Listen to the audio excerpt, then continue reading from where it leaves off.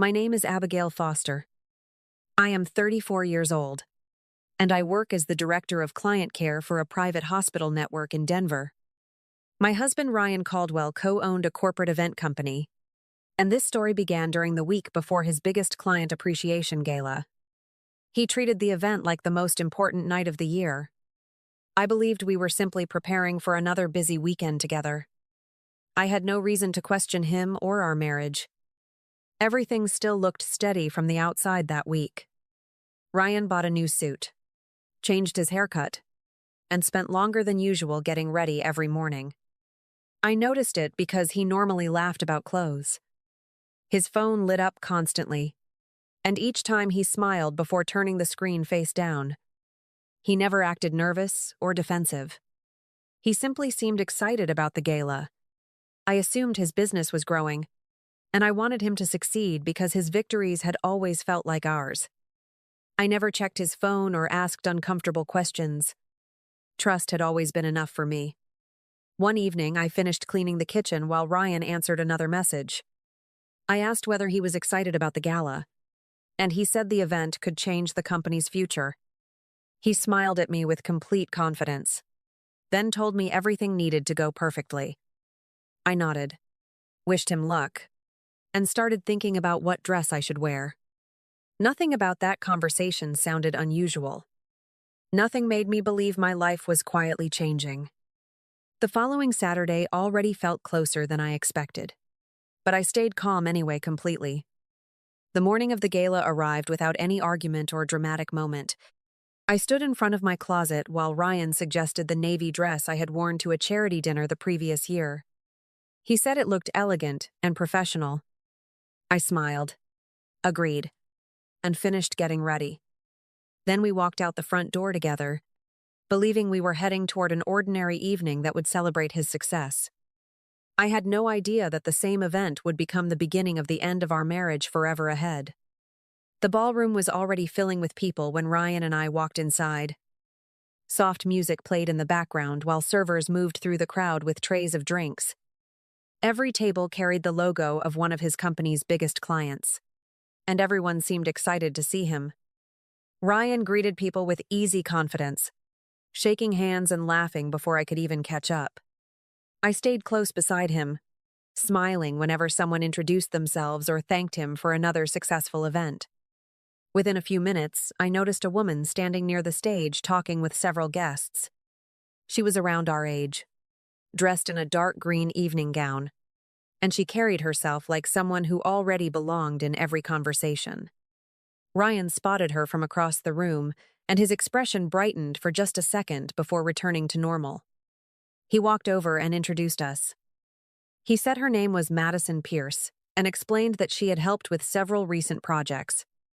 As the evening continued, I heard something that made me stop paying attention to the music. One client thanked Madison for always supporting Ryan and said it must be exciting watching her husband's company grow so quickly. Madison smiled politely without correcting him. Ryan smiled too. Neither of them said a single word to explain that I was actually his wife. I stood only a few feet away, holding my drink, waiting for Ryan to fix the mistake that everyone around us seemed happy to believe. A few minutes later, another guest asked Madison how she managed such a busy schedule while helping Ryan with so many events. Ryan answered the question before she could, speaking naturally as if the conversation belonged to both of them. Then he introduced me by saying, "This is Abby, one of the most caring people you will ever meet." He never used the word wife. He never reached for my hand.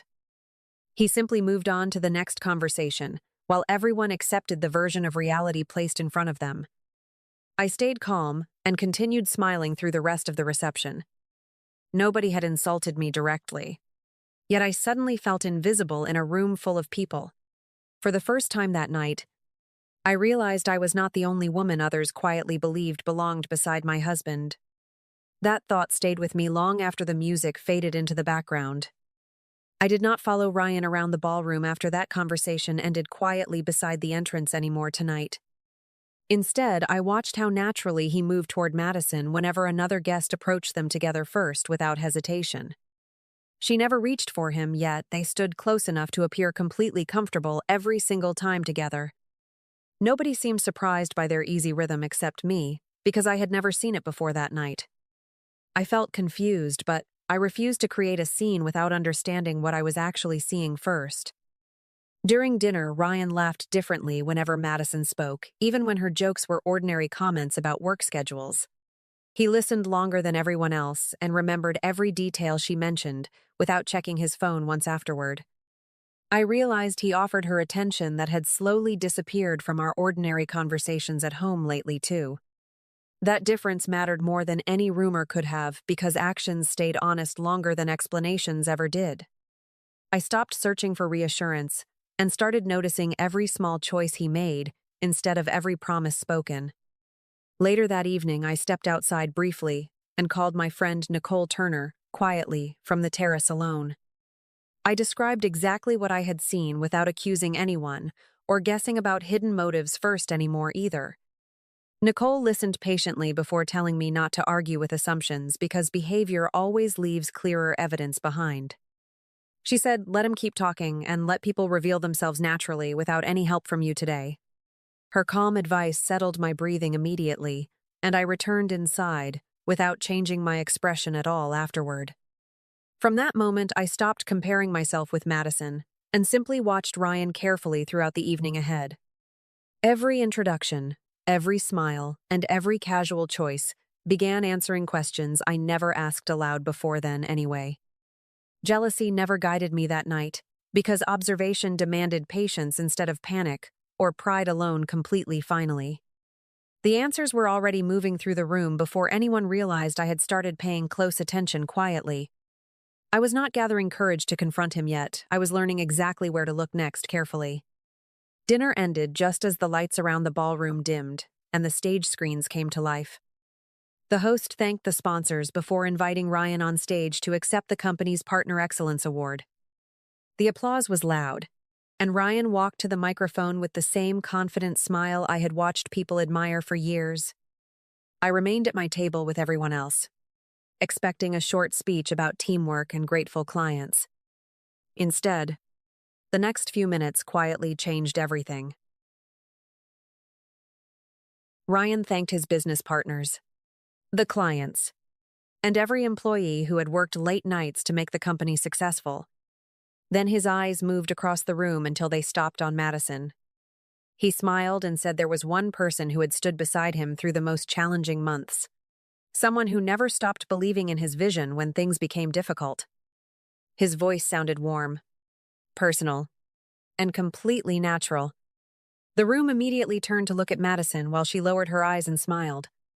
People began clapping before Ryan even finished that part of his speech. Madison looked embarrassed in a way that almost seemed genuine, but she never corrected the impression everyone was forming. I stayed in my chair and applauded with everyone else because stopping would have drawn more attention than continuing. Ryan never looked toward my table during that moment. He accepted the applause, thanked everyone again, and stepped away from the microphone as if nothing unusual had happened. As guests stood to congratulate him, I noticed Benjamin Ross watching the room instead of the stage. He had been one of Ryan's largest clients for years, and he greeted people carefully before speaking. His attention shifted from Ryan to Madison, and then finally toward me. He did not interrupt anyone or ask questions, but I could tell he was putting pieces together in silence. Ryan continued shaking hands, completely unaware that someone important had begun noticing details beyond the speech itself. A few minutes later, the music started again, and conversations slowly filled the ballroom. Ryan moved easily from one group to another, while Madison stayed surrounded by guests, offering congratulations. I remained composed, speaking politely whenever someone approached our table. Nothing dramatic had happened in front of the crowd, yet the atmosphere no longer felt the same. One speech had changed the direction of the entire evening without anyone openly admitting it. Guests surrounded Ryan as soon as he stepped down from the stage. People shook his hand, congratulated him, and kept repeating how inspiring his speech had been. Madison stood only a few feet away, accepting smiles that seemed meant for both of them. I stayed near our table, speaking with a couple from another company, while quietly watching the room. Then Benjamin Ross walked directly toward Ryan, with the calm confidence of someone who never wasted words. Benjamin smiled, congratulated Ryan on the award, and then looked from Madison to me without changing his expression. He said he had always believed family was the reason Ryan built such strong relationships with clients. Then he asked a simple question. He wanted to know which woman was actually Ryan's wife because he had heard two different assumptions during the evening. Ryan's smile faded for the first time that night. Madison also looked surprised, as though she had expected the answer to be obvious. Ryan cleared his throat and tried to laugh the question away. He introduced me as his wife and immediately described Madison as an important consultant who had helped with several recent projects. Benjamin nodded politely, but his eyes stayed on Ryan instead of moving away. Madison slowly turned toward Ryan and asked why so many people believed something completely different. Ryan hesitated before saying people often made assumptions at business events, and he did not want to interrupt every misunderstanding. The explanation settled over the group without convincing anyone.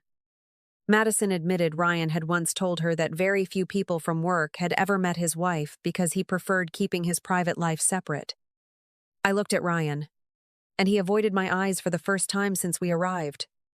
Benjamin remained completely calm, but he no longer looked interested in making small talk. The conversation became quiet enough that even nearby guests began noticing something had changed. Nobody raised a voice, and nobody accused anyone of anything. Ryan tried steering the conversation toward upcoming projects, but the energy was gone. Madison stood silently beside him, looking as though she was replaying months of conversations inside her own mind. Benjamin excused himself with a polite handshake before walking toward another group across the ballroom. Ryan watched him leave, then looked back at Madison and finally at me. I still said nothing because every answer I needed was beginning to appear without me asking a single question. Ryan drove us home almost entirely in silence after the gala ended. He asked if I was tired, and I answered that it had been a long evening. He never mentioned Benjamin's question or the conversation that followed. I did not bring it up either because there was nothing left to argue about inside that ballroom. The answers I needed were already there, and repeating them would not change what had happened. The next afternoon, Madison called me. Her voice sounded careful, almost uncertain, and she asked if we could meet for coffee. I agreed because I wanted to hear what she believed had been true all this time. She arrived looking nothing like the confident woman from the gala. Within a few minutes, she admitted Ryan had told her that our marriage had been emotionally over for a long time and that we were only waiting for the right moment to separate. I listened without interrupting while she described the conversations they had shared over the past several months. Then I told her Ryan had never spoken to me about ending our marriage. She looked genuinely confused and said he had also claimed very few people in his business circle even knew he was still living with me. We quietly compared the stories Ryan had given each of us. The details did not match, but the pattern was impossible to miss. Neither of us raised our voices or blamed the other. We simply realized Ryan had been living inside two different versions of the same life, changing the facts depending on who stood in front of him. By the time our coffee had gone cold, Madison was no longer defending him. She was asking herself the same questions I had started asking the night before. We both understood that honesty had never been part of his plan. Later that week, Benjamin requested a private meeting with Ryan regarding several ongoing corporate events. I was not there, but word spread quickly through the industry that one of his largest clients had started reviewing every project under Ryan's leadership. Nobody needed me to expose him. The image he had worked so hard to build had begun falling apart on its own because too many people had finally heard different versions of the same story. The changes came faster than I expected after that meeting. Benjamin's company quietly paused every event. Ryan's team was scheduled to manage until the internal review was complete. Other clients noticed the delay and started asking questions of their own. Ryan spent more time answering phone calls than planning events. The confidence he carried so easily only days before began disappearing from his face. Madison stopped working with him completely. She sent a short email to his company explaining that she was ending every consulting agreement effective immediately. She never contacted me again because there was nothing left for either of us to discuss. Ryan tried calling her several times, but she never responded. The version of himself he had created for her no longer existed. At home, Ryan became restless. He kept saying people had misunderstood the situation and that everything would settle down soon. He asked me to trust him just a little longer because his reputation was all he had left. I listened without arguing, but I no longer tried to comfort him. The silence between us had become more honest than any conversation we could have forced. A week later, I filed for divorce. Ryan looked shocked even though nothing about my decision came suddenly. He asked if I was really willing to end 9 years of marriage over one misunderstanding. I simply told him the gala had not ended our marriage. It had only shown me what had already been happening long before that evening. The review of Ryan's company continued over the following weeks, and one client after another chose to work with different event firms. People who had once admired him became careful about attaching their own names to his business. Ryan did not lose everything overnight, but he lost the one thing he valued more than anything else. He lost the admiration that had always made him feel important. By the time the divorce moved forward, I understood that another woman had never been the center of this story. Ryan's greatest love had always been the image he saw reflected back whenever other people applauded him. A year has passed since the night of that gala. I still work at the same hospital, and my days are no longer filled with questions I cannot answer. My apartment is smaller than the house Ryan and I once shared, but it feels peaceful every time I unlock the door. I no longer wonder who someone is pretending to be because I have learned to value consistency more than charm.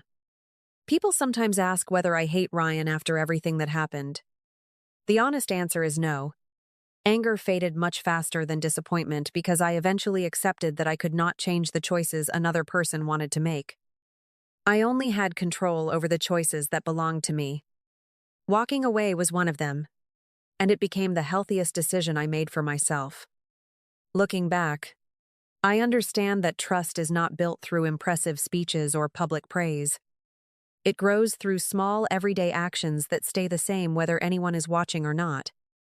Ryan loved being admired, and I spent years believing admiration and character were the same thing. They never were. One disappears when the room becomes quiet, but the other remains even when nobody is looking. If you are listening to my story because something inside your own relationship no longer feels right, I hope you remember one simple thing. You do not have to ignore your own observations just to keep the peace. Staying calm does not mean staying silent forever. Sometimes the strongest decision is simply refusing to accept a version of reality that everyone else seems comfortable believing. Thank you for staying with me until the end of my story. If it made you stop and think, I would love to hear your thoughts in the comments because someone else may need to read them today. Please like this video, share it with someone who might need the reminder, and subscribe if you enjoy honest stories about relationships and real life. I appreciate every one of you, and I look forward to sharing another story with you very soon.